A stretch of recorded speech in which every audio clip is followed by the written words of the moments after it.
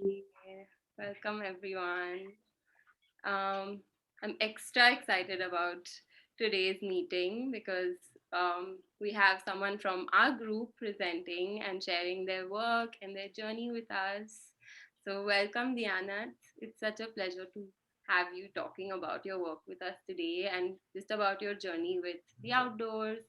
And I just love if you start by just introducing yourself for us.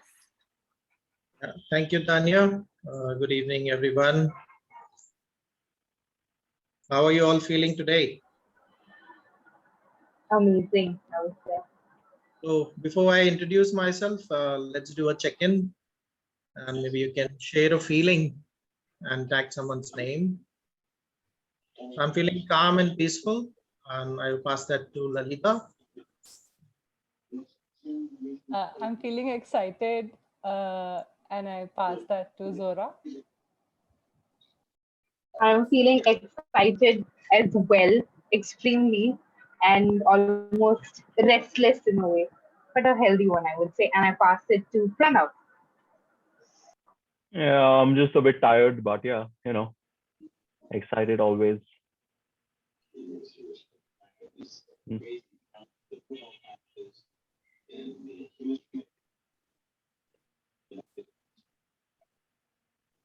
Anna, would you want to tag someone? Yeah, so about me, I'm feeling happy like a kid, a child. Because just now today I got delivery of my new hiking shoes, and yeah, it's reflecting. And I'm still, excited about it. Feeling like I'm gonna sleep with those shoes tonight in my pajamas.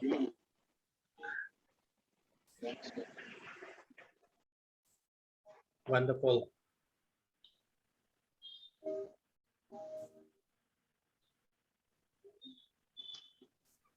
Anybody can go next.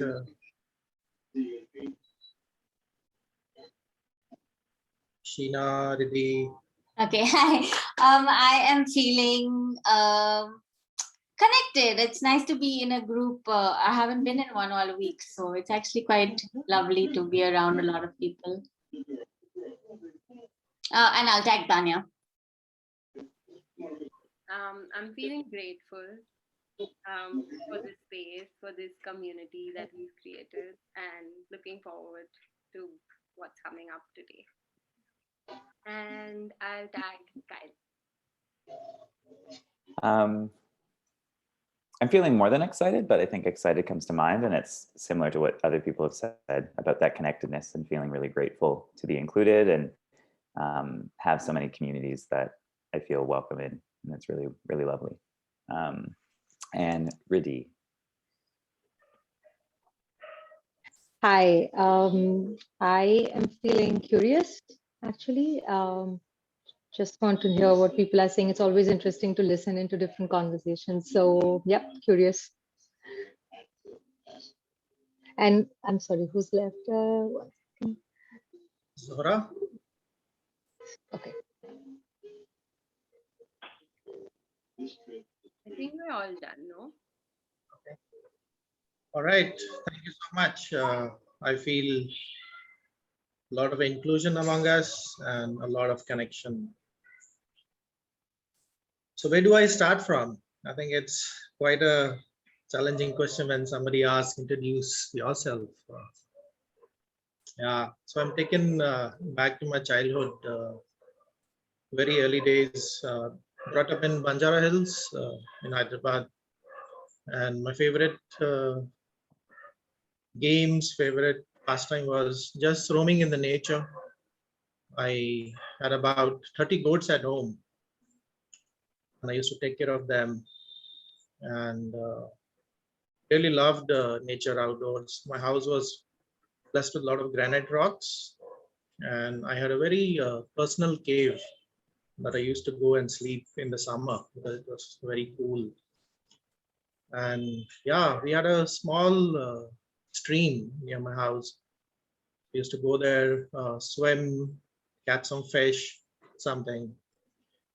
I had this strange fantasies about getting lost in the jungle, living by myself, And I used to read the Swiss Family Robinson a lot, again and again, and see what I can do in that. Then I gathered a group of friends, and we planned that, okay, we will run from home and stay in a cave, and we will live like a wild man. And I really prepared for it until my dad caught me with all the utensils and stuff. So I couldn't make at that time. But I really remember that with a deep passion for nature and outdoors. And as I say, life happens. So I end up studying engineering and then joined an IT company, worked there for 10 years. Then back again, I was questioning, do I really love this? And that's when I thought, no, I would really like to do something that my heart wants. That was again the outdoors and nature. So then I started the Great Hyderabad Adventure Club in Hyderabad and started taking people outdoors. And from there, people started inviting me for many things. Schools approach, corporates approach. They said, can we learn from adventure?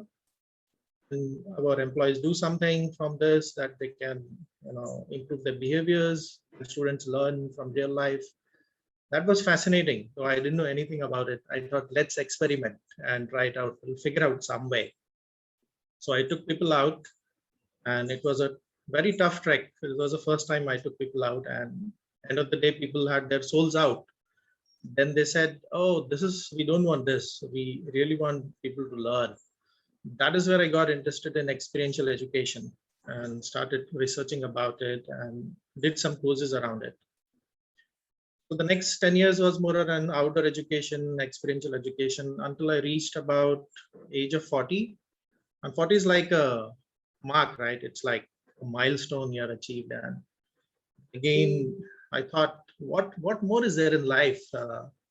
Is my life going as it should, or something needs to happen? Because I heard that a lot of people get enlightened at 40, or they get more wise.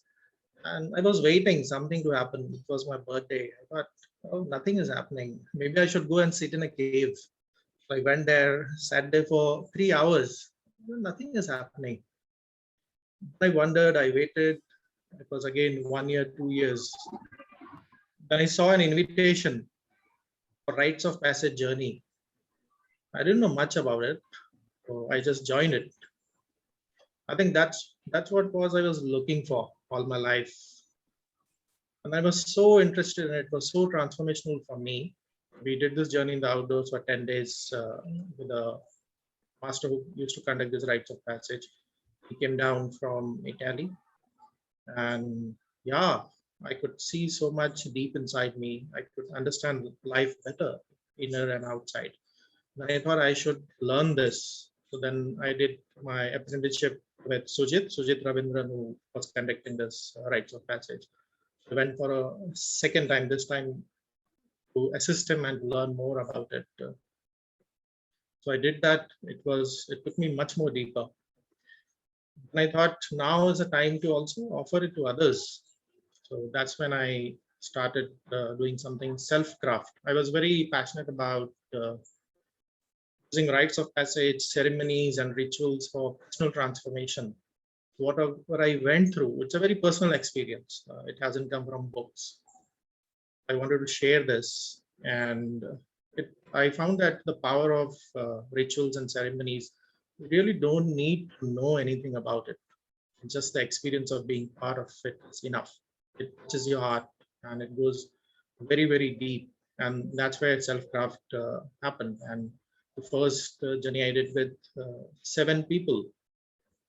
And for them, it was transformational. It was also a learning journey for me.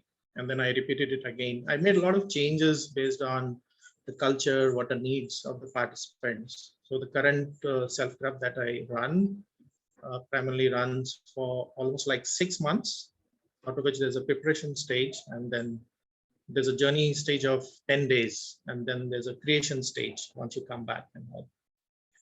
So that's something about how I got into rites of passage, ceremonies, and rituals. I also was very interested in different mystical traditions. So I started finding out can teach me something about it, because when I went to the internet, it was so vast. There's so many research papers, and it's so difficult to understand it. I thought I need somebody who can guide me in how to conduct ceremonies, how to conduct rituals. So then I found a shamanic master who was visiting India.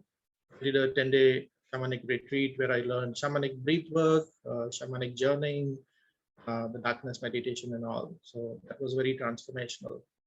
It didn't stop there. Then I was very interested in the Sufi culture, for which I went to Iraq and Iran for 2 months, visited a lot of teachers there, learned a lot. I almost traveled like 15,000 kilometers in Iraq and Iran, just visiting different places, culture, learning that.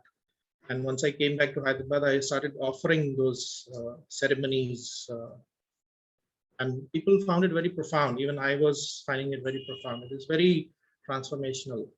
I couldn't explain to people, what is happening, what is the shift in energy that is going on, and that's what do more research into it, where I thought there is a neuroscience element in it, definitely, and I need to understand that.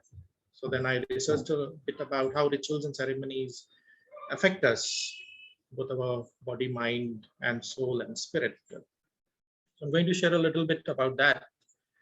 And I hope that's like a good introduction. And if anybody have a question, you can ask me before I jump into the topic.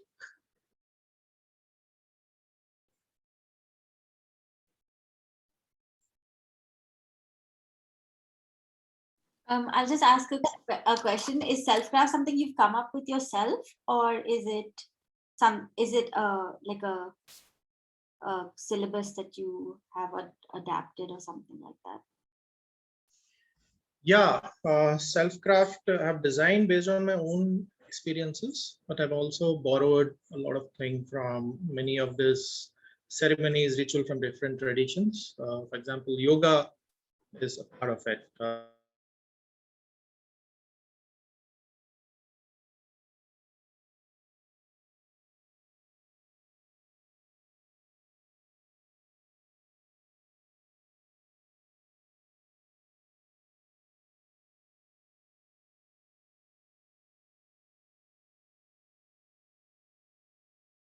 Use what ceremonies, yeah. So it's more around allowing my heart to lead and see what does best serve the group. And every group will have a different requirement.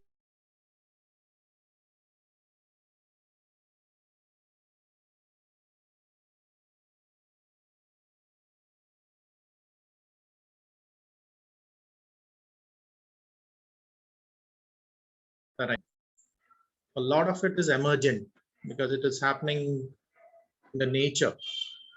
So you go with how are things influencing you, how everybody is feeling, what's alive for them, and then you allow the circle to lead the way.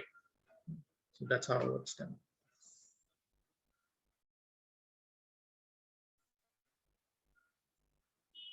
Okay, so I'm going to use PPT.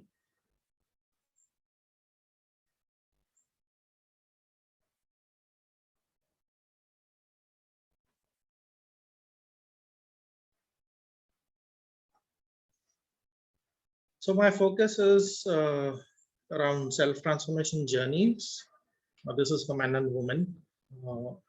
I'm working with people who are in the midlife, let's say 30 plus, and people who are primarily have this question of who am I, what is life, what is the meaning of life, and who would like to discover from a personal experience than from a book or from any advice. And therefore I designed this more like a personal experience.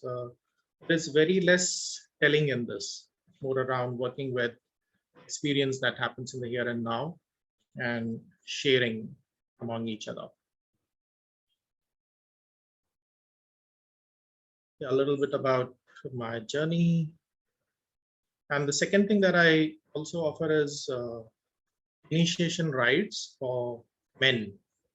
So this is for men 21 years and above. It's also for men who would like to repurpose or refine their longing, understand who they are. Large aspect of the men's work is also to work on the masculinity, to step into your mature masculinity, so that you come into a place of surrender and serving the world. At the same time, discover your strengths. And for the men, the journey is a little more for what it is for mixed self-craft. So today we're going to cover what rite of passages, what are ceremonies, rituals, and I have an intention to offer a ritual which collectively all of us can do together here. And what are components of rites of passage, and then how the modern adoption of the rites of passage is the hero's journey, and a neuroscience perspective of rites of passage as per what I understood.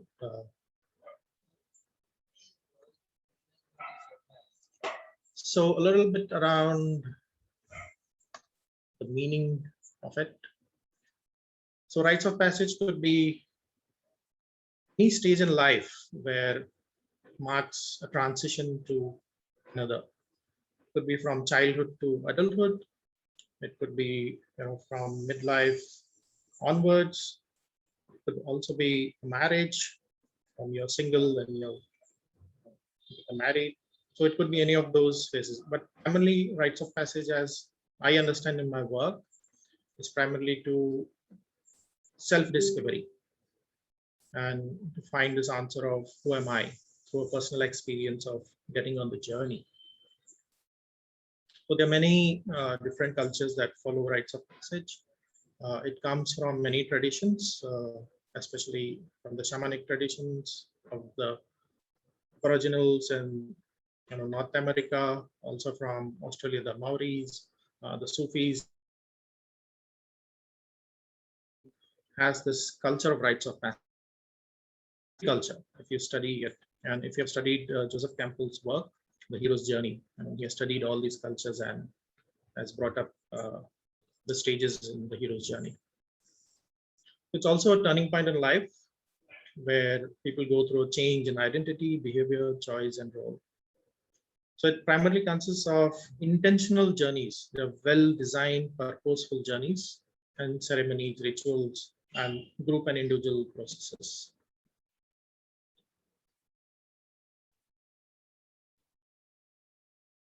With that, let's look into ceremony. The ceremony is an intentional act in support of whatever somebody wants to achieve. So it has a beginning, a middle, and an end.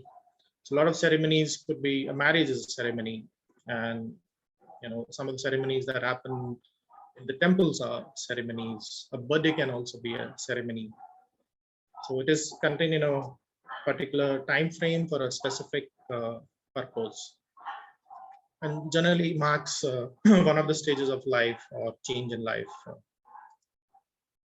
Then we have rituals. Rituals are part of ceremonies, and rituals could be something that we do every day.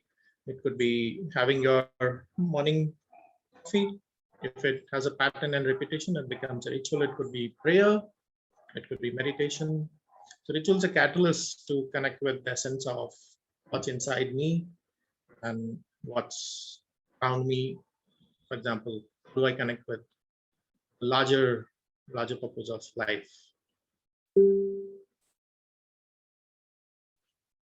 Let's also come to what is rites of passage. So it has been used in many of the cultures to mark a transition, and it could also be seen as a modern day of rites of passage could be graduation. Somebody who graduates, you get a certificate, and everybody honors you with that. Okay, now you have moved ahead in life. So that could also be one way of modern rites of passage.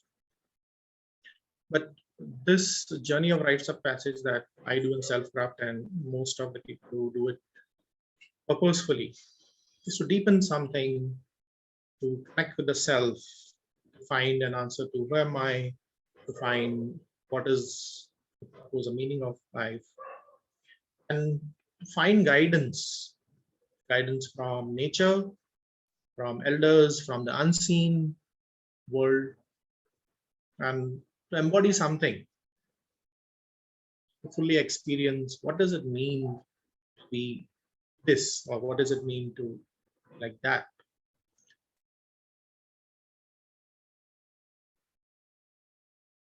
So let's also get into a little bit into sacred, and I'll just stop here so that we're a little more interactive. Any questions around rites of passages and what a ceremony or a ritual is? I just condense it to very simple bits so that we connect with it. If you have any questions before we get into how do we create sacred spaces and all, I would just like to answer that. Yeah, I have a question. So, how do you differentiate between ritual and routine? Yeah, a ritual is very intentional. It helps me to connect within. It helps me to arrive at a place. It could be either in a feeling, it could be an experience, or I do it to reach somewhere every day. For example, I do meditation. I connect very deeply. Then it becomes a ritual. A routine is more of a surface level. I have to do it because it could be task based, it could be utility based, but it doesn't give me a connection to either the inside or the outside. So I would say rituals are very intentional and they're very personal.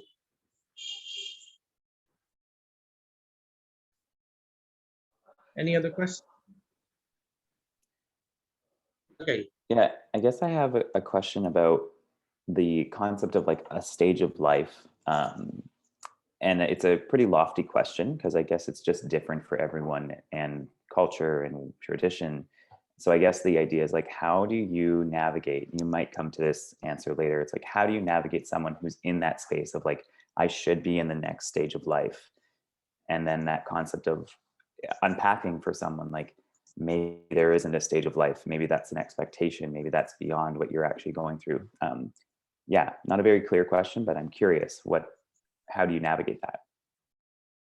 Yeah, so we'll have to look at how the culture affects the person. Where is he brought up and what is the predominant culture around? Predominant culture around influences a person in terms of how do he understands his life stages. So that could be like most people will say, you have to study, you have to graduate, then you have to get married, and you have children, and then when you become old, you either retire, you take a farmhouse, you get your children married. So that could be stages of life. For a person who's finding meaning or finding those who looks inwards, it could be very different. It could be about finding my uniqueness in all this culture that I am there. What is my place here? And can I discover it from within? Then listen to outside. And a lot of times there will be an internal resistance to external culture, and there will be an angst. And that's what drives you to go within and search your answers. So it will be very individual. It will also be largely cultural, and also depends on what kind of family you're brought in, what is their culture, what are the behaviors, beliefs, and motives that are there.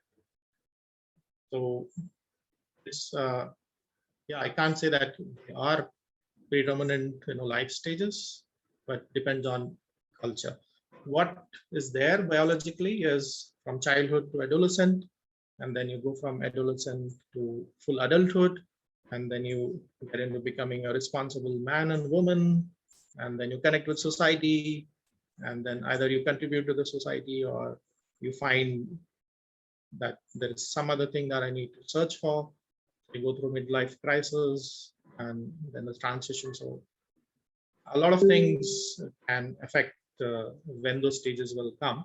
But biologically, yes, there is something that happens to each of us.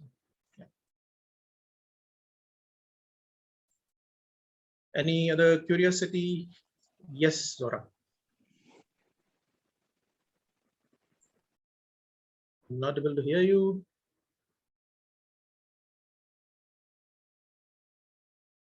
Meanwhile, you fix it. I think Santosh also wanted to ask, so I will just check with Santosh. So, DIY regarding rites of passage,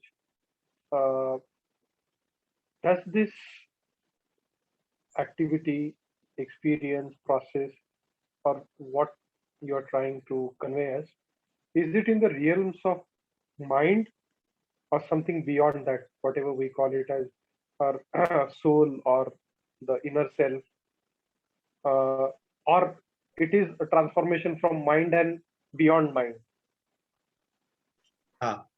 So it is definitely beyond mind. And your question is going to come up in one of my slides. So I'm happy that your curiosity is there around it. So it goes beyond mind. So when we look at this, we also look at larger life, also looking at what is unseen and unknown as well. There is a lot of curiosity in rites of passage to connect with life in different ways, but also connect with the self. And as I have done my research, as I know, it goes beyond the mind. It touches the heart. It takes you into altered state of consciousness. It takes you very, very deep, where you'll be able to connect with your subconscious and talk in terms of imagery, dreams, visions, and that will bring a lot to your conscious mind, and then you process and work with that. So it's yeah, I mean, from a science perspective, you'll have to say that it goes through the mind, but from rites of passage, as it's conducted culturally, it is much beyond. It's much beyond. It connects with life, goes outside, and life goes within. Zohra, if your mic is up now. I think I should be audible now. Am I? Yeah. Okay. So I this is more out of curiosity as a person itself. You use the term shamanistic rituals a lot, and there's always been like a mysticism, and in the books that you read or the movies that you watch, this term comes up quite often. But I've never really been able to fathom my head around what is shamanistic. Like, what does that even mean? I know it's like a very dense question and it's not possible to give a short answer to it, but just something that would satiate my curiosity for now. Yeah. So in the native cultures, the shaman is a doctor, a medicine doctor, and he goes away from the community, he spends time in the nature, either learning from a master or direct experience until he's able to connect with the spirit world. And then he comes back and serves the village. So he's a shaman.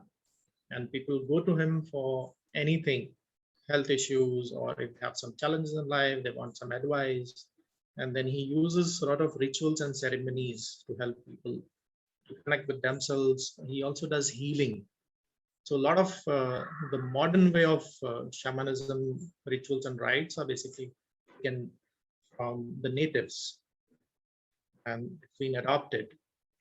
A lot of rituals could be drumming, could be use of the 5 elements, could be water, fire, earth, around that. It could be going into trance, or body movements and dances.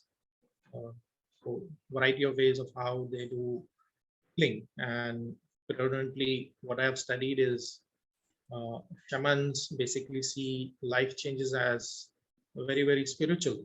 And they also see, some of the disorders that we label in psychology, they see it as, life transitions. And they feel that if we can support this transition in the person, he'll go beyond where he is today. I hope that helps. Could you recommend a couple of books to read about it? Like, Personally, I would say that books is just conceptual. okay. You have to experience with someone, either with a master or get in touch somebody who conducts ceremonies, because conceptual, you can understand it, the process. You have a embodied experience of what does it feel. You really come when you do the ceremonies. And ceremonies like the shamanic journey can be done in books. I mean, you can do it. But I also feel that there's an energy field that comes when you work and comes together and does some work. It enhances the intention and purpose. It becomes very, very healing.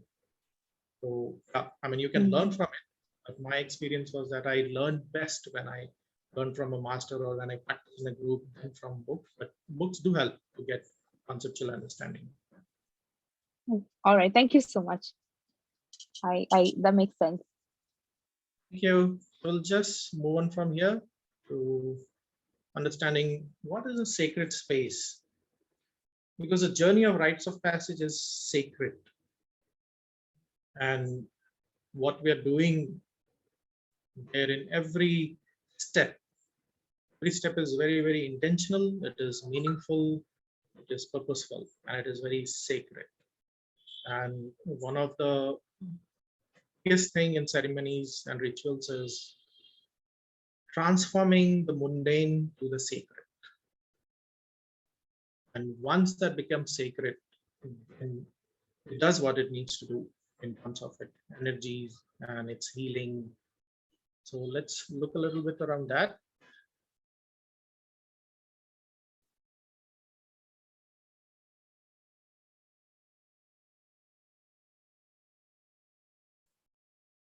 So sacred space is intentionally created, and it's basically a container in which the journey happens, and there are a lot of sacred symbols, objects, words, and many things come up. So the idea of sacred is to intentionally seek support for transformation to occur.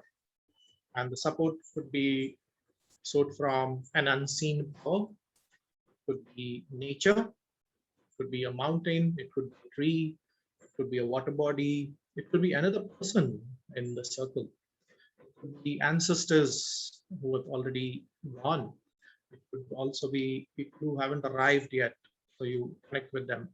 And it's a very magical and mystical process when you create sacredness. It takes you to very deep awareness. There is, and you feel love and belonging and connection with life, with self and others. And it's an energetic field that is so alive. I'm going to do one such ritual here today, and we'll have an opportunity to experience it. So it takes us to altered state of consciousness. It can make one very grounded and present. Many things that come up. It touches every cell of the body, fiber, the sacred, the divine, and as you say it. And why I relate with the divine is, I mean, coming from India with so many, traditions here, and learning from different traditions, it just helps me to see things with the totality view, right? From the Vedic view, from the shamanic view, from the Sufi view, and from the Christian view. It just broadens the horizon. And these sacredness can be set in any way with any rituals from any traditions. It could also be a personal thing that you practice in your life.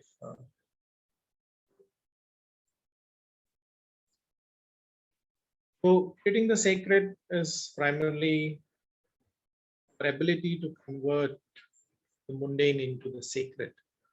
For example, if I ask you to look below your feet, the ground that is where you're sitting on, and there are layers of earth below you. It connects deep down to the earth. It sustains life, and you also find a lot of rocks there. You'll find a lot of water below you, and it is supporting you for so long. That's an attempt of creating sacredness. And if you look at the sky for you, there is so much vastness. And then you can see the clouds coming, the sun rising, and they're all taking care of us. That's another attempt of how I connect with nature, making it sacred. So the sacred spaces can be man-made. It could be a mosque, a temple, anything that we build. It could be anything that is naturally out there. It could be a mountain, it could be the moon, it could be the stars. And I definitely love a lot connected with the rising sun and also the full moon, watching the stars. Very sacred, it's a very special place. And everything that we use in a journey is sacred. For example, we use a talking stick that is so sacred in the group. It has a voice of its own. And a lot of objects are there, symbols are there, the words that we use are sacred. And the actions that we do can be sacred. The place and location that we're going to can be sacred. For some people go for pilgrimage, it becomes very, very sacred. Or we go to nature, pristine nature, that is so sacred. And the intentional act of converting something that is mundane to sacred by moving beyond the perception, moving beyond the mind and connecting it with a feeling, connecting with your physical presence, fully immersing into it with the senses and the intuition, that creates the sacredness. The many ways of how we can create sacredness, and since we are most of us are Indians, there are also others over here. So we use agarbatti, and that's a way of creating sacredness. Smudging is there. We use essence. When you take an intentional bath, it can become sacred. Prayer is sacred. Working with 5 elements, fire, water can be sacred. Doing yoga, tai chi can be sacred. Lighting a candle. So these, when it is intentional, and it becomes sacred. The shamanic journey, wandering in nature to connect with life.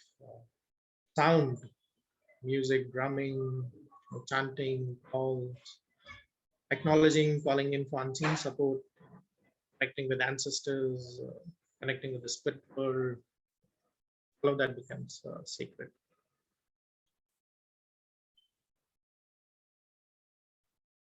Okay. All right, just to keep it very light and also sacred, anything that comes up for you as a question, I wanted to offer one ritual right now that we can actually see how do we transform mundane things to sacred. In my belief, everything is magical, mystical, and sacred. Nothing is mundane. When I intentionally look at the magnificence of it, it is sacred because it's living. Even if it's non-living, there is a life to it in some way, and it is sacred.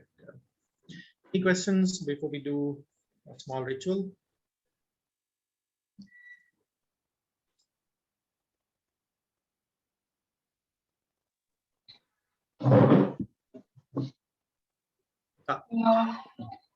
I don't know how relevant is this, but if you can shed some light on use of ayahuasca.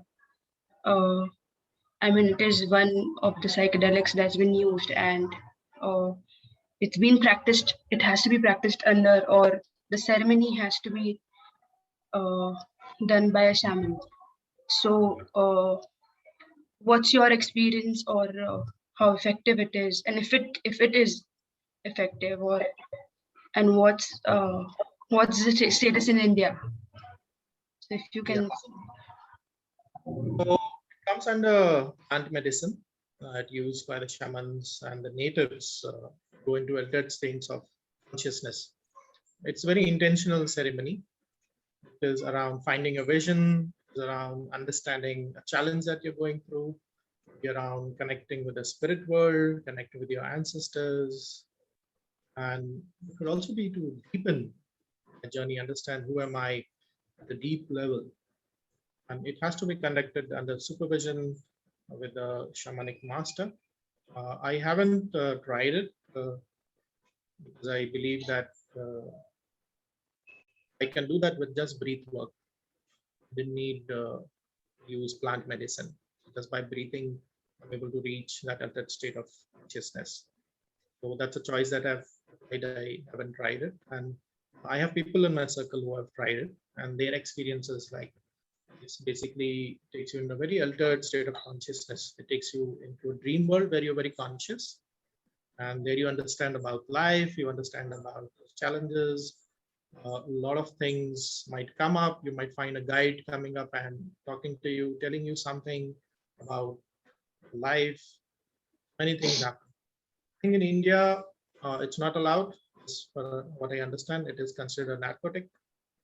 And there are other countries that allow it under supervision. So India, as far I know, it's not allowed. And I'm not sure if anybody gets that. But there are medical uses of it in terms of helping to, move through stress, find meaning in life. And there are laws being created across countries to make it part of the mainstream under supervision so that people can benefit from it.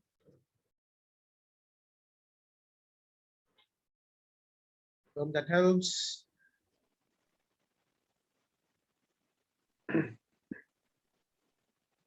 Santosh.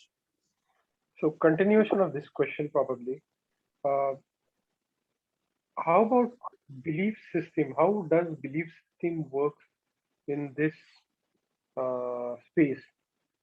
I understand, like I have experience. There is something beyond our perceived mind, or I know the limitations of our perceived minds and our perceived reality. But if we see around, there are very limited number of people who think that there are other dimensions beyond our perceived mind. And even if they have read, somebody has told, or they might have seen in some movie or something, their belief system isn't ready enough for them to accept it कि ऐसा भी कुछ होता है भाई. There is some other real or some other dimension. So what happens when you have audience who does not necessarily believe in these realms beyond what is acceptable by, I will say, so-called scientific methods or in a tangible world? So how does it affect when we have audience who has certain type of a belief system? Yeah, belief systems do influence people a lot because that is unknown and unseen for them, and it definitely influences them. The idea of getting in rites of passage is to go and understand what it is and go beyond the belief system. The tradition of the way of the circle is that you don't promise anything to anybody. It's just an experience that you come. It's a personal experience. Every belief system is honored. Anything can happen, nothing can happen. You're not making any promises as a facilitator. As a facilitator, you're only serving. Everybody is equal there. So the way of the circle or the way of the council is conducted in that way. The shaman or the facilitator is not above anybody. He's there serving others. And if somebody doesn't believe, there is no force, choice. You don't have to believe, absolutely fine. And there's no intention of the facilitator to change somebody's belief system. It is just a learning experience. It's a sacred experience being offered. And anybody can come into it, step into it, make the choice of how much you want to experience it. You can also stay out of it. You can fully surrender an experience, be open to outcome. That's how the council or the circle way works. I hope that answers. Yeah, like, so the response what you gave me does answer, or it is in a way expected response. But what I want to know is, at the beginning of the ritual process ceremony, what you're mentioning, does any such setting of expectation is done, or how it is? It is done. So whatever I mentioned to you, all ceremonies are invitational, and you go through a personal experience. You set your intention of what you want to experience. It will be very, very personal. There is nothing that is guaranteed as an outcome, because you lead our own experience, and we honor everything that comes in the circle. Whatever belief system, somebody might have a very heightened experience. Somebody might say, okay, that was a good drumming, I loved it. So all are welcome. And also knowing that the shift will happen sometime in the life. The experience that they went through now can affect them 10 years later. So there is no hurry, and nobody's here to change anybody else. That's the intention of the circle.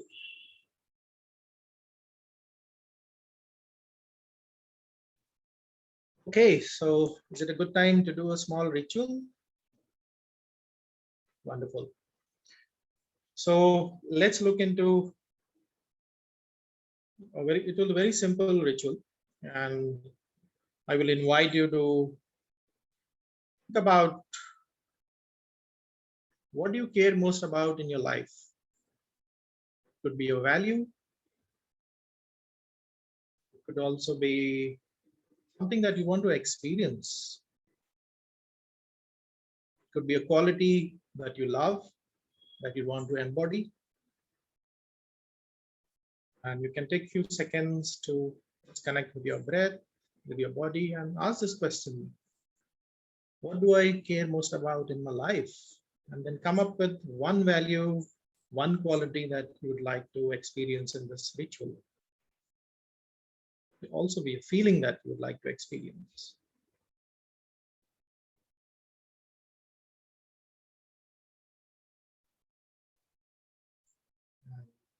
As you think, also connect with your heart.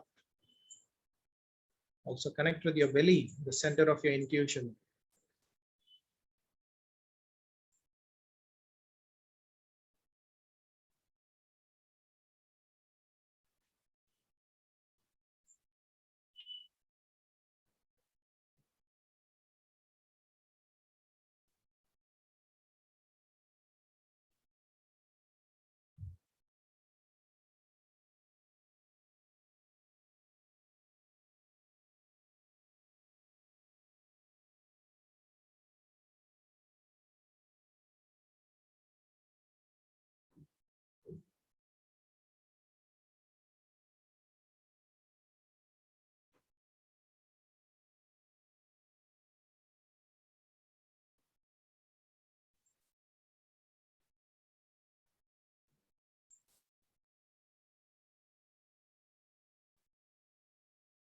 You may get two different values or qualities. Choose one.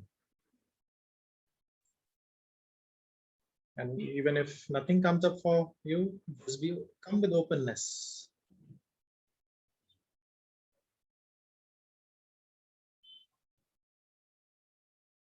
Take a few seconds to come back in your own time.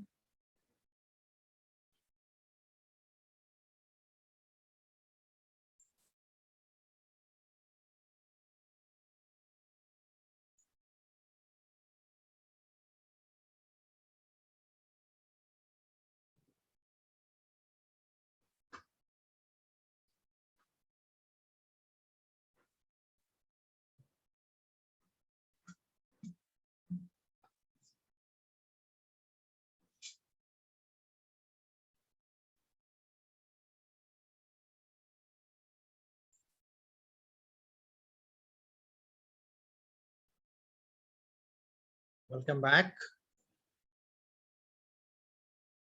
So we'll do this ritual by standing up. And if you don't have much space, you can sit and do it. But if you have space, then you can just stand.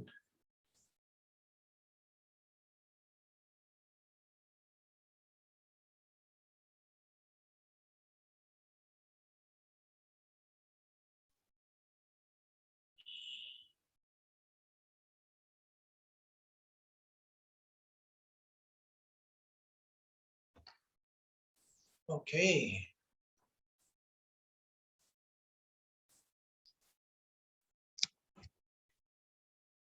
Wonderful. So I invite you to keep your head above your heart above your belly.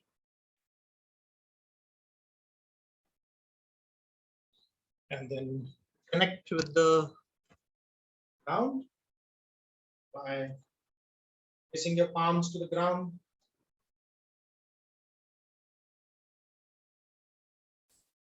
Connect with the earth.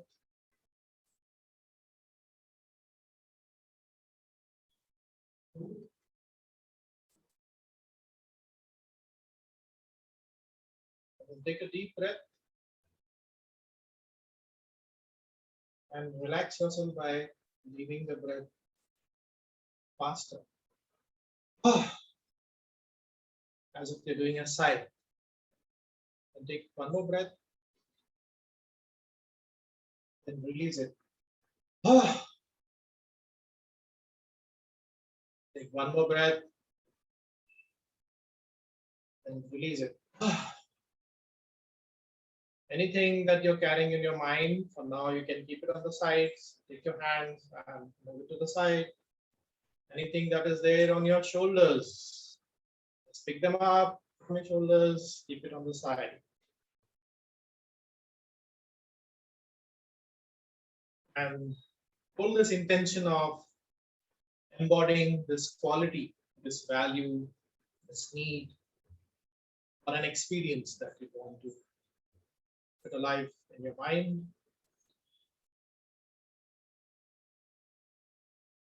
And then bring your hands again, facing the earth. Ground yourself with the earth. It has been there for millions of years, supporting life. And it is supporting you right now.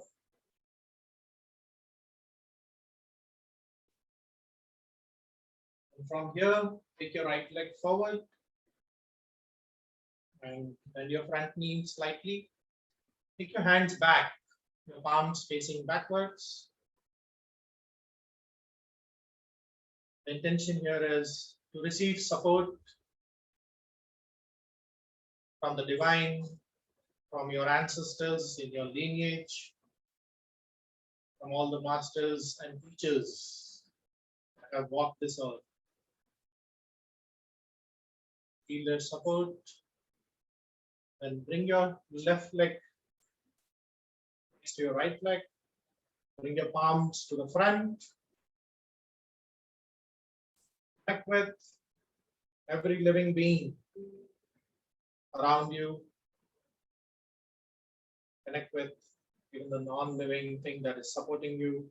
Connect with your family, your well-wishers, your parents, your spouses, siblings, all those who are supporting you in this life. Feel their energy. Then bring your right leg front again and bring your palms facing to the front. Connect with all those you care for, whom you support, and all the generations that are yet to arrive and come. And bring your left leg next to your right leg. Then take your hands up. Connect to the divine spirit. Connect with the sky, what's beyond the sky. Then gently place your palm back, again connecting with your ancestors. Place your palm to the front, connecting with everybody in your life right now. Bring your hands to the front, connecting with those who you love, care for, and the generation that is yet to come. Then bring it up all. And imagine a shower of light coming from all this energy on you. And make a request, experience this quality, this value that you have. And gently bring your right leg ahead and bring your hands in the namaste over to your head, touch your head. And from here, shout out loud whatever you'd like to embody. For me, it would be peace. I would shout out, would like to embody peace. Oh!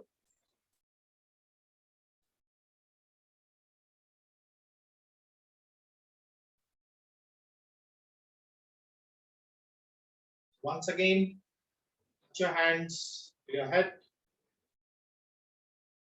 Connect again with this quality, energy, this value. Then with that request to embody it once more.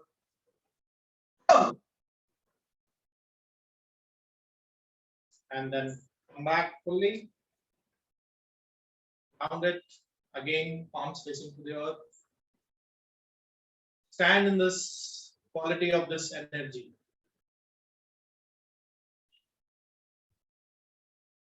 How does it feel to experience this quality, this value?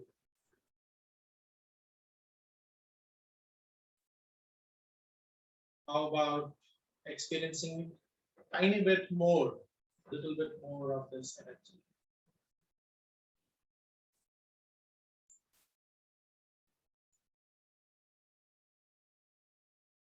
And feel where all it is there in your body.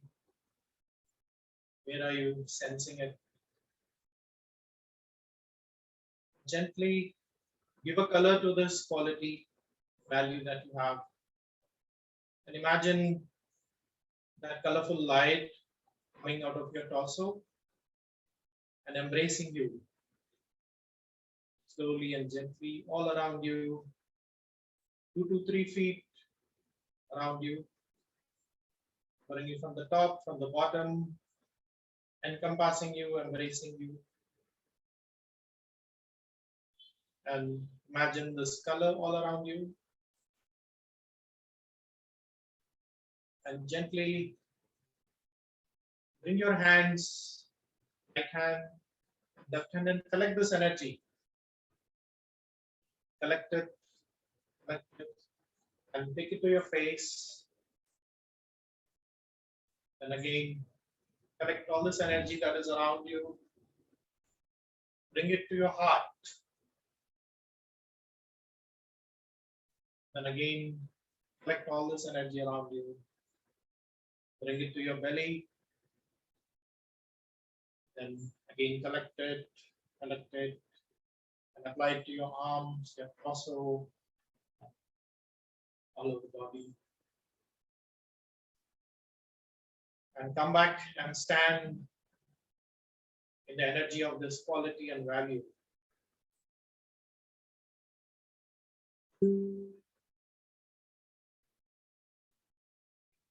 This is what I care most about. I value this quality. Let's feel it embodied in your presence.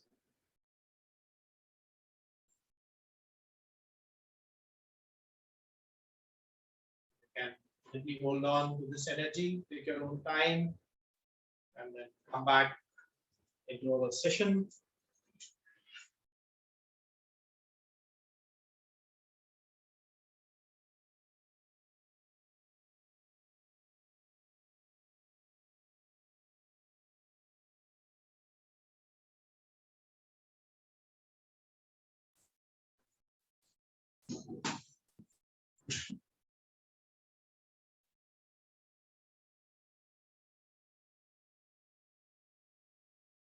How was your experience? Any shifts?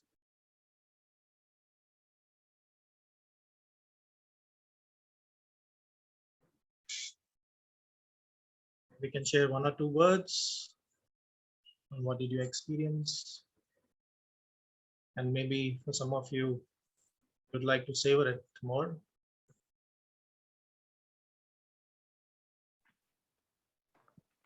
Yeah, I can go. I was just chewing. Sorry. I think the most interesting thing was right at the beginning for me when you were like, think of something that's important to you. And I just went blank. But the idea was like, because I care about so much. And so the idea is like, how do I reduce it down to one thing without making it this respect? So that, and I appreciated that guidance in terms of be open, right? And you had said that at some point, and I was like, okay, trust the journey, trust the process. And I still don't feel like I necessarily came up with one thing. I came up with community and how important that is to me. But I thought that was the best, the takeaway that I had was just go through and experience the fullness. And at the same time, like you said, something can happen or nothing can happen. And it's just as valuable. Thank you, Gary. Any other sharings? Yeah, so I'll go. Well, I guess what I learned is that just reminding yourself of what is important is I think that itself is a ritual, and it just refreshes you and makes you think about every aspect of your body, not just the mind. Yeah. Thank you, Pranav. Yeah, Zora. So I had an experience similar to Kyle's when he said what's important to you, and there were like so many things rushing in my head. And funnily enough, I realized that maybe what should be important to me right now in this moment was to slow down, like to be able to slow down and just be in the moment and not kind of just try to absorb or get everything that I want to be at the same time. So like when you were telling us to like guiding through that, I almost like smirked because it was like an insight in a way that, hey, you know what, relax, you need to slow down. And that's like what I went with in the entire guidance. And even before you went on to like absorb it part, I was already like absorbing everything like with my hands. My video was off, so you can see it, and I was like, oh wait a second, we we are in tandem. So I would say it was like a very good experience. I thoroughly enjoyed it. Thank you. Thank you, Zora. Lalita. I think when we started off, the word came in easily. I wanted peace. And the minute you said go into your gut, I noticed some heaviness around my chest the minute I went into my gut. And I think it carried on. There were ups and downs, but the minute you said grab as much as energy as you can and fill it in, as I started filling in, I realized that heaviness kind of going down. And as I was embodying that word within, you said the ones you want to take care of. And that was a very big insight for me because it was completely unexpected of whom I thought of when that word came out. So that was a very huge insight for me. Thank you. Thank you for this. Thank you.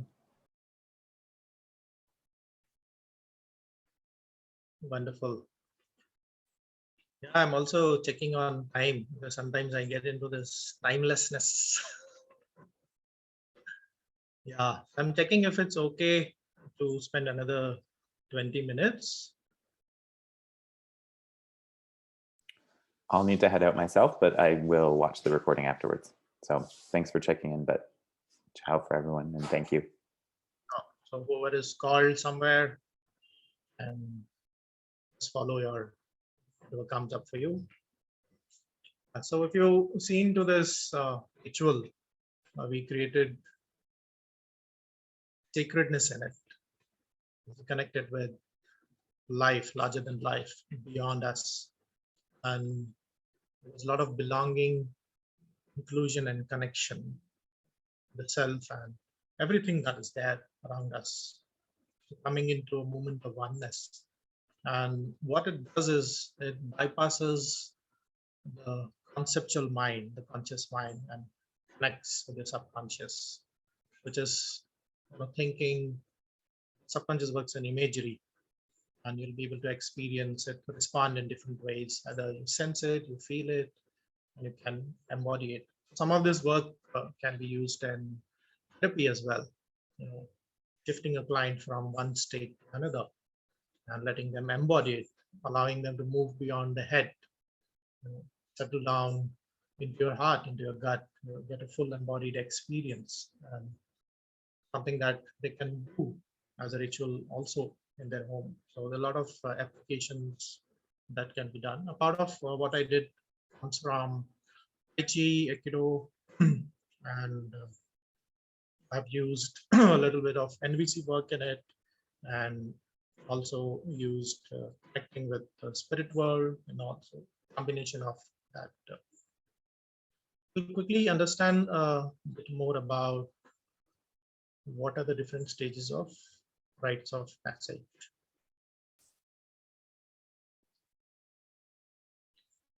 So the needs of rites of passage is so important humans, especially when they move from one stage to other. It tends to let go of the kids so that they mark the coming of age, they step into adulthood to become self-reliant. It could also be being accepted in a community. Right? When the community sees you that, oh, you have grown up and now we give you this role, or it could be acquiring some identity. It could be about growing, evolving, you know, you would like to self-actualize, self-transform. It could be finding your power within, finding meaning, purpose in life. Many of these are there. The absence of rites of passage, when it is unseen, unacknowledged, can cause enmeshment in children. Children get stuck at various ages, and in the shamanic way, we look at stuck energy, which needs to be released, or it could be a split energy that needs to be called back. So it could lead to trauma as well. And youth may get into unhealthy, isolated practices to deal with life because they want to be seen, heard, acknowledged in different ways. Prevalently, the absence of rites of passage makes one not grow beyond, and because we need belonging, we need support of others. This is an important aspect of rites of passage to help people move from the stages of life. Typically, there are 3 stages. The first is severance. Separation is when the child who's about to get into adulthood is taken away from home or the community. They go and stay in the jungle, finding a personal meaning or a vision quest, or to find their gift. That is separation.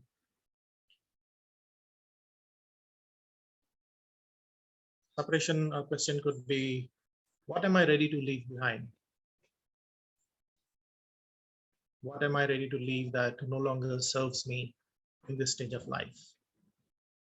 And you go into separation phase. Could be out of the 10 days, this could be 3 days. Generally, it is done for a month or 3 months in different traditions. It is done for 3 years in different traditions. So it depends. Could be, you know, from anywhere from 3 days to a year as well. You enter to the extraordinary world, from the known world to the unknown world, the threshold. So this is the liminal space. It is the passaging where a lot happens. It's an unfamiliar, unknown place that you never been, never experienced, never felt. And this is the test. It takes you through a lot of tests, and you discover a lot in that.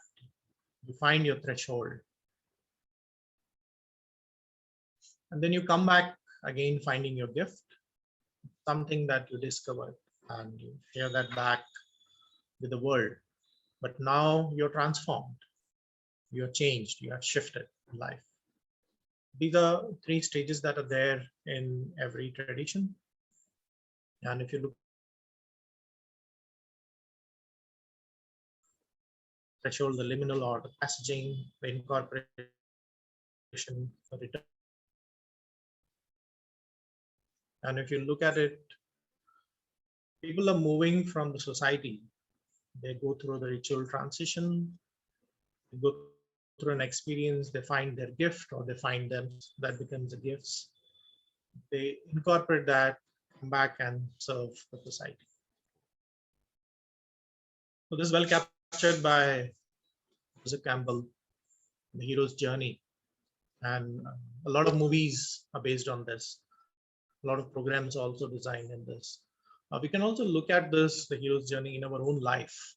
What was the call to your adventure? What was the threshold? Who was the helper and mentor who came and supported you? Could be during your graduation, could be during a challenge that you had in life. And what was the abyss? What was the challenge? What was the death and rebirth? How did it transform you? What did you learn and you brought it back that you're living? So the hero's journey can also be seen in these three different stages: severance, letting go; threshold is passaging, where you go through the challenge and then you find your gift and then you come back and incorporate that. So how I apply this in self-craft is studying a lot about the culture, what is known and what is unknown, what is surface level culture, what is deep culture. And a lot of deep culture is not known to us. And then the ceremonies or the rituals are designed for one to experience the deep within and connect with how the culture has influenced me. How am I shaped? What is my conditioning? And then make choices that are healthy. It also helps one to go deep inside one's beliefs, assumptions, projections, fears, and self-worth, self-esteem, identity, and then coming back and making those so this is where I was talking about the neuroscience. So every ceremony ritual connects at all three levels. It affects the neocortex, it affects the limbic system when we use the five elements of nature, which are very, very sensory. We deal with emotions there. When we listen to each other in a circle, then we connect, we empathize.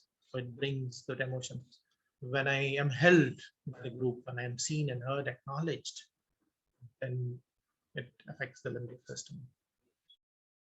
Most of the modalities that are there in science that don't allow you to go to the reptilian brain, that is the instinct level. That is where most of the shamanic tradition allows one to reach there.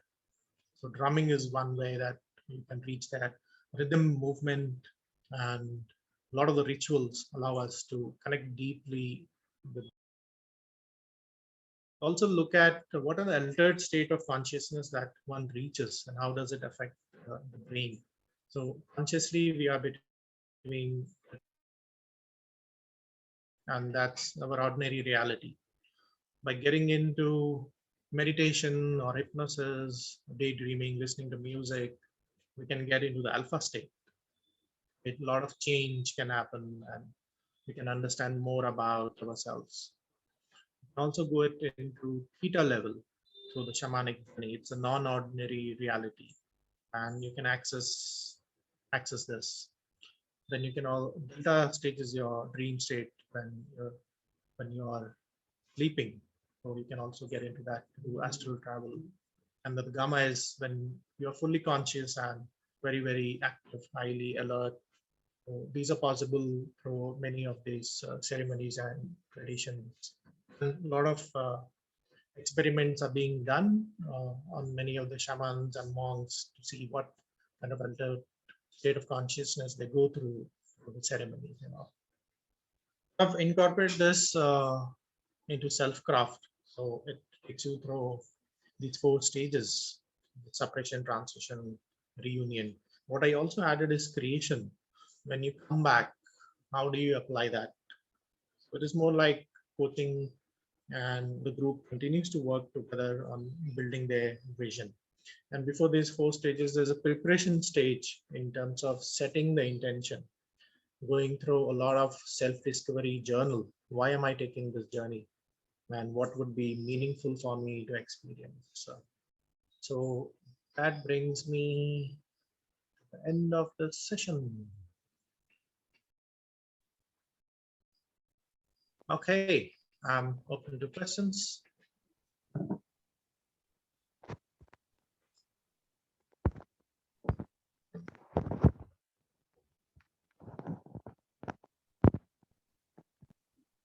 Diya, in that slide of brain waves,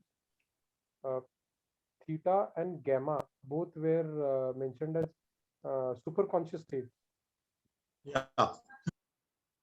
They both are superconscious. Going deep inside. Okay. And connecting with your unconscious or your subconscious. The other is superconscious in terms of active and participating.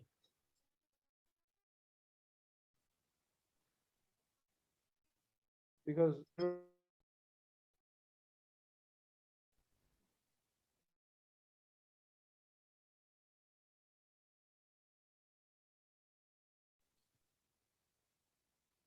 I mean, right now it would be conceptual understanding. My invitation is to experience ceremony and see what does it feel like to be in an altered state of consciousness. But there's a lot of research out there that you can study about these. I mean, a lot of science doesn't believe into gamma, but since I have experienced, I've heard others put it up there. Otherwise, most of them will look at the 4 states. Diyanat, I'm curious, how big are your groups and like where do you go? Like what is, I mean, just in a more, so I can picture where this is located. Could you tell me a little bit more about the practical details of it? There are 12 groups, 12 members in a group, and I'm the 13th. For some reason, there is a mystical tradition of the 13th. It doesn't go beyond that. And we do this, the preparation phases, we do it through coaching and meeting in Zoom. That is where you set your intention of getting into this journey. You go through the self-discovery journaling, and then you get into the journey phase, which is like 10 to 11 days, which is done in wilderness. So it is very basic, minimal. You are living away from the society. The idea is to go away from the society and get into nature. And nature is seen like an elder. Everything in nature is, precious. It is magical and mystical. And you basically go there with an intention to connect and be guided by nature. Yeah. And then when you come back, then there's another 2-3 months of working on your whatever vision you have found. These are conducted anywhere in Maharashtra. It's conducted in Gujarat. So any places that are away from the society, could be nature, could be a river, any of those that help you to connect. How do you market yourself? Pardon, I didn't get that question. How do you like promote yourself? I don't promote. So people who have a calling, they'll come. I have a website, diyanat.in, and I share it in my circle, my close friends and all. And also because I won't be able to handle much of, people making requests for conducting. I conduct this twice a year. And then it really is very intentional journey for me. So I don't feel like marketing it. Whenever I announce, people come to it. How do you announce it? On my website.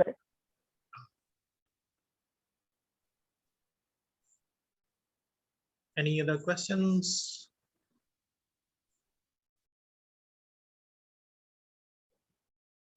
I just wanted to say I really like that last slide where you've integrated, on the model. I really was just noticing the words that were inside the circle, and I just find there's so much depth Diyanat, in how you've experientially gone into this through direct experience. You've learned so much and integrated it, and it's so visible.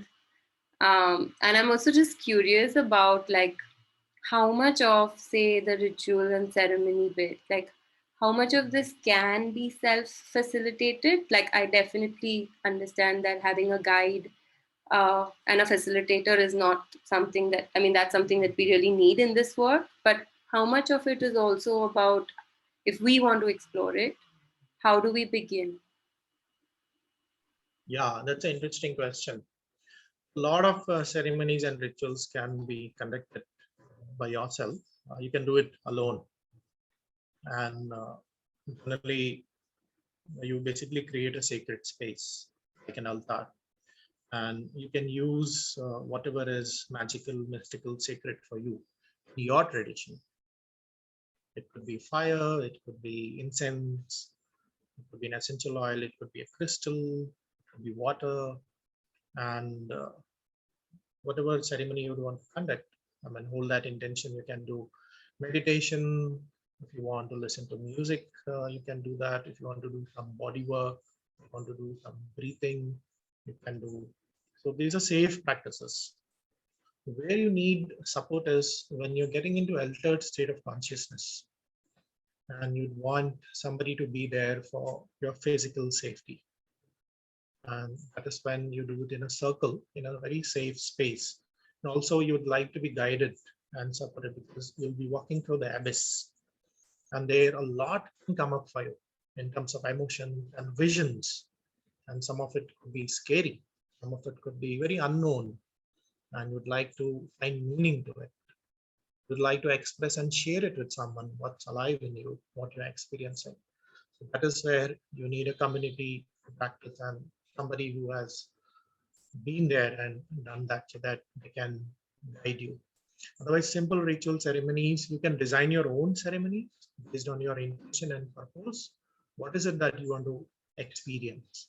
And being in India, we have so many rituals and so many ceremonies that we can use from different traditions. And it is there just to make it sacred. Sometimes, because we see it every day, we make it very mundane, but with that intention of sacredness, and when I connect and belong to life around me, that brings energy. And whatever needs to happen, happens. So I find all the support and the ceremonies and rituals. I hope that helps. Yeah, I have one more question actually connected to this, what you were just saying, and that is, in the group you mentioned, there's this creation part where it's integrated back into your own life, I guess. And does the group kind of stay in touch during this entire time? They do. So there are partner works happening. So you have a buddy, and then you are in a small group, and then you have monthly meetings where the entire group comes together. So you also have a journal, which is basically called your creation journal. Whatever you have discovered, your gifts and whatever intentions you have created for yourself, whatever actions you have created for yourself, and the group supports you in that. There is no timeline in terms of not. I mean, in ceremonies, we don't believe in goals. We believe in direction. What direction do you want to walk through? How faster or how sooner or how relaxed you want to do it. So it depends on individual choice, and you lead it. And you can ask people to hold you accountable or support you. So I have 2-3 well-knit groups that meet and work together.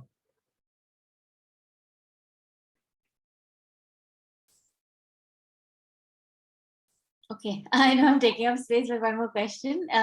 Is it both a mix of introspection during the process as well as sharing and externalization in that sense?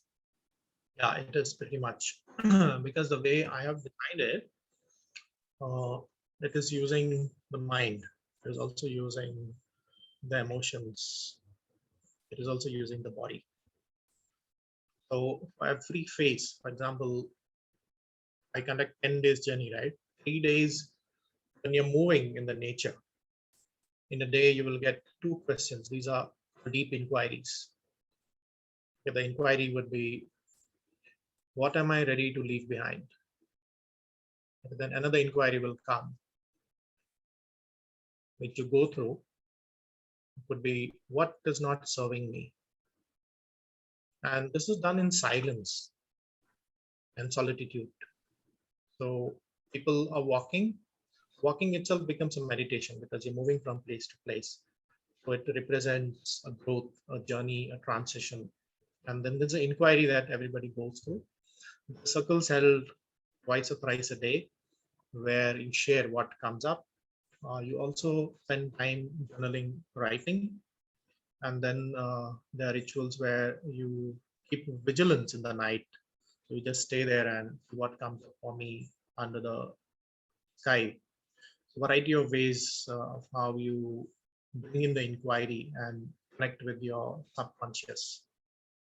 And these rituals could be about drumming, it could be about chanting, breath work, Tai Chi can be part of it, yoga is part of it.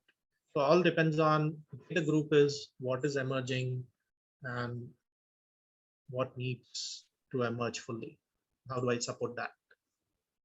So when you say in what is emerging, people are also sharing later on. There are also paths for sharing. That's important part. In a circle, you always share what comes up, because when you share, you're being seen, heard, recognized, and that does something. Witnessing and mirroring is a very healing part in the circle. It shifts the energy that is there.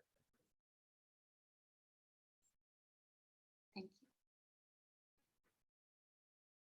you. Okay. Just one more question. Just joining the other question answer was, could a let's say a patient, right? Could one patient affect another patient in the wrong sense? First of all, I would call it a person, not a patient, because the way of I'm the sorry? circle is, in the way of the circle, you don't label anybody as a patient, but I will call it a person. And a person does affect other person. So if something comes up, somebody could be very, very emotional. It could be a sharing that you must have an experience that you must have forgotten it, but it's alive in your body. And then that suffices for you. So the idea is to see it like supporting each other, and whatever comes in the circle is held. And that's where the facilitation is done. Even people can shout, they can cry, as long as it is physically safe for them, and it's also emotionally safe for others in the group. So how long can we hold this space? So that way anything is possible. And yes, people do influence in a circle, the energy is there, and I will look at it like, how can others support each other? And if somebody is going through an experience, how can the facilitator reflect that back so that the person can look into it? What am I going through right now, and where is that coming from? It creates more understanding. I hope that answers. Yeah, pretty much. Thank you.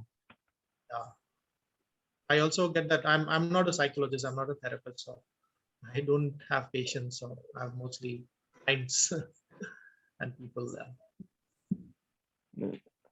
It's just that they are being patient. Did you mention patient or patients? A patient, Okay. person patient.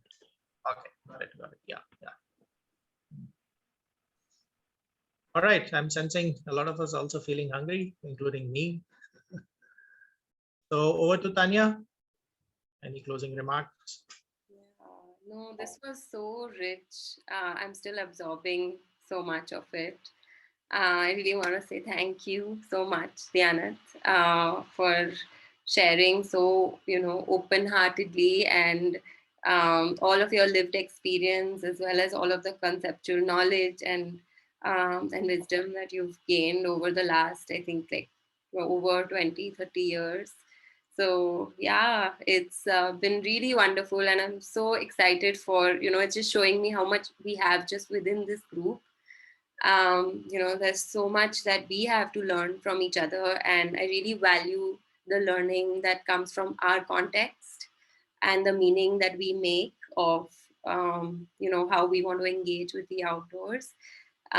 So yeah, thank you so much, and I'm really hoping that more of us can also offer to share their work and their life with us. So yeah, thank you so much. Thank you, Tanya. Very grateful for this opportunity. I loved sharing it, and I loved all your curiosity and all those curious questions. It helped me to deepen my own understanding. So thank you so much.